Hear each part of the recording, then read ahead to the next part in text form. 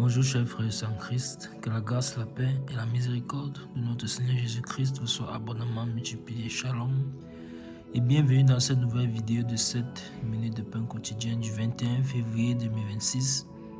Nous poursuivons notre lecture dans le livre de Actes des Apôtres, chapitre 11, et nous allons lire aujourd'hui le verset 15. Nous avons vu dans la vidéo précédente comment l'apôtre Pierre est toujours devant les frères en train d'expliquer par humilité pourquoi est-ce qu'il est allé dans la maison d'un païen et pourquoi est-ce qu'il s'est lié avec lui. Bien qu'étant juif, cela n'était pas autorisé à un juif d'entrer dans la maison d'un païen. Il l'a fait. Nous avions vu qu'il l'a fait sous la conduite de l'Esprit. C'est d'ailleurs ce que les Écritures nous présentent. Il a fait sous la conduite de l'Esprit.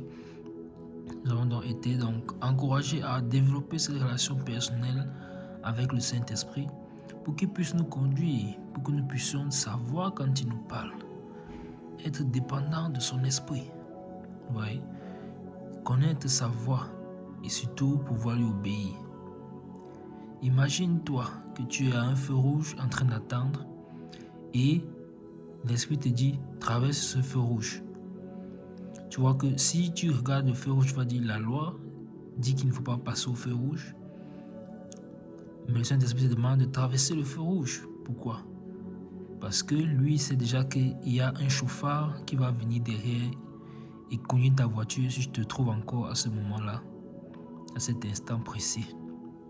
Mais tu vois donc qu'à ce moment-là, si tu n'as pas la direction de l'Esprit, si tu ne marches pas avec cet esprit, si tu ne suis pas, si tu n'es pas attentif à savoir, comment vas-tu le savoir? Oui, c'est un peu dans cette situation que se trouve l'apôtre Pierre. Les Écritures disent tu ne dois pas aller chez un païen. Mais le Saint-Esprit le conduit, que doit-il faire? Il a fait ce qu'il fallait faire, il a obéi à la voix de l'Esprit. Il a obéi à la voix de l'Esprit. Et le Seigneur qui lui a parlé à travers cette voix a clairement dit que ne déclare pas impur ce que moi j'ai déclaré pur. Ne regarde pas comme souillé ce que moi j'ai déclaré pur. Donc c'était effectivement le Seigneur qui lui parlait. Même si c'était dans une complète autre direction que ce que lui il avait l'habitude de voir jusqu'ici. Donc encore une fois de plus, nous sommes appelés à être dirigés par le Saint-Esprit. Et c'est de ce Saint-Esprit-là que nous allons parler dans ce verset 15 que nous allons lire en ce jour. Qu'est-ce que ce verset 15 nous dit? Lorsque je me fus mis à parler, le Saint-Esprit descendit sur eux comme sur nous au commencement. Amen. Donc, l'apôtre Pierre est dans la maison de Corneille. Corneille a pris son invité, les gens de sa famille et ses amis proches. L'apôtre Pierre également, lui aussi, il a pris soin de venir avec 6 frères. C'est ce que nous avions vu au verset 12. Il a pris 6 frères comme témoins avec qui il est parti dans la maison de Corneille. Et quel est le compte rendu qu'il fait pendant qu'il est devant les apôtres et les frères? Il dit « Lorsque je me fus mis à parler ». Et on avait déjà vu que le contenu de son discours, c'était quoi? Présenter Christ. Car l'ange lui avait révélé à Corneille que, et c'est ça que nous avons lu dans le verset précédent, le verset 14, Pierre te dira des choses par lesquelles tu seras sauvé. Et on a vu donc dans la vidéo d'hier que ces choses-là, ce qu'il a présenté, ce qui est sorti de sa bouche, ces paroles sont les paroles qui procurent la vie. Il a présenté Christ, il a annoncé l'évangile, c'est-à-dire il leur a présenté Christ. Et pendant qu'il parlait, le cœur s'est ouvert. Le cœur s'est ouvert. Et dans l'une des vidéos précédentes, nous avons vu que c'est le cœur de chacun d'eux. Ce n'est pas le cœur de Corneille juste qui s'est ouvert parce qu'il était un homme pieux. Alors le Saint-Esprit est descendu sur eux tous. Non. Il est bien vrai que Corneille était un homme pieux, mais pendant que Pierre parlait, leur cœur également a été saisi. Ils ont été convaincus de péché. Voilà pourquoi le Saint-Esprit est descendu sur eux. Et donc, c'est ça que Pierre dit. Lorsque je me fus mis à parler, le Saint-Esprit descendu sur eux, comme sur nous au commencement. Comme sur nous. Qu'est-ce que veut dire ce mot « comme » ? Ce mot « comme » sur nous renvoie encore une fois de plus au fait que Dieu ne fait point exception de personne. Donc Pierre est en train de leur dire la même grâce que nous avons reçue, Dieu leur a donné cette grâce. Dieu leur a donné cette grâce. Et donc le Saint-Esprit est également descendu sur eux, comme sur nous au commencement. Donc, en quelques mots ou en quelque sorte, Dieu les a regardés égales à nous. Donc, Dieu a transcendé les barrières de la culture. Il a transcendé les barrières des races. Il a dit, mon esprit n'est pas enveloppé dans une race.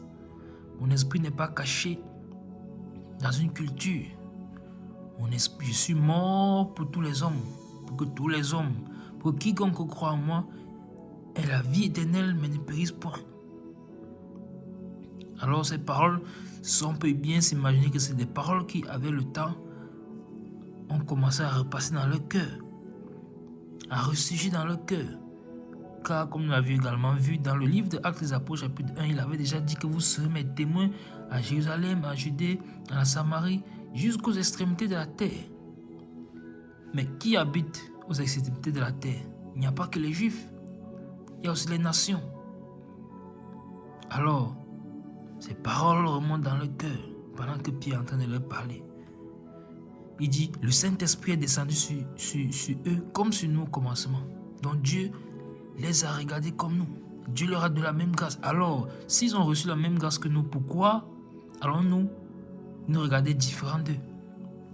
Voilà donc les mystères que l'apôtre Paul, cette fois-ci, va plus tard venir expliquer aux bien-aimés. Donc encore une fois de plus, Dieu ne fait point exception de personne. Quiconque croit en lui ne périt point mais à la vie éternelle. Et c'est le message donc que je t'annonce encore aujourd'hui dans cette vidéo. Si tu écoutes cette vidéo et que tu n'as pas encore donné ta vie au Seigneur, accepte-le comme Seigneur et Sauveur de ta vie justement pour que tu aies la vie éternelle. Et il a fait toutes choses faciles parce qu'il a déjà payé le prix le plus difficile, le plus terrible qu'il fallait payer. Il a payé de sa vie. Il est mort à la croix il y a plus de 2000 ans pour que toi et moi soyons sauvés. Et maintenant, en acceptant son sacrifice comme ces gens de la famille de Corneille et Corneille lui-même ont fait, alors tu es convaincu de péché, tu te répands de tes péchés, de ta vie passée, tu acceptes le Seigneur Jésus-Christ comme Seigneur et Sauveur, tu décides de marcher désormais avec lui en nouveauté de vie. Après être passé dans les eaux du baptême, la promesse du Saint-Esprit est pour toi. Car ce monde passe, ce monde va passer, mais les paroles de Dieu ne passeront pas. Et ce sont les paroles de Dieu qui procurent la vie éternelle, ce sont les paroles de Dieu qui demeurent éternellement. Alors je t'encourage à ne pas endurcir ton cœur, mais à te laisser, ce cœur être transformé par Christ. Amen. Nous nous arrêtons là pour aujourd'hui. C'était tout pour les 7 minutes de pain quotidien de ce jour. Que la grâce, la paix et la miséricorde de notre Seigneur Jésus-Christ vous soient abondamment multipliées. Shalom.